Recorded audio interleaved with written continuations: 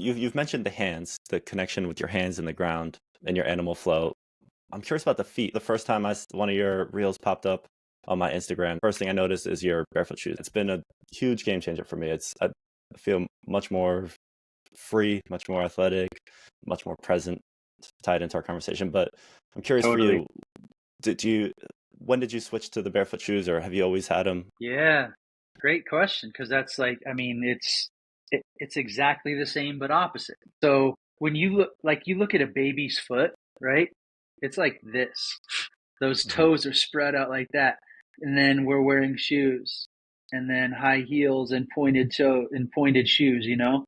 It's like, how are we going to have any connection with the earth and balance and movement like that?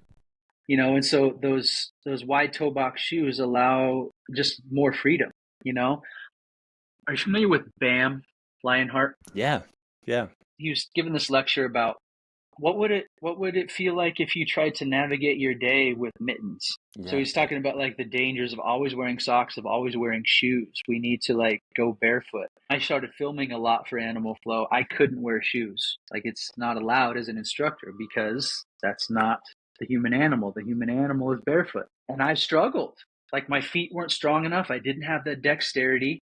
So that's when I made the move to barefoot shoes and barefoot training, because all of a sudden it became aware to me that I had some major imbalances as far as like my foot health and my foot dexterity.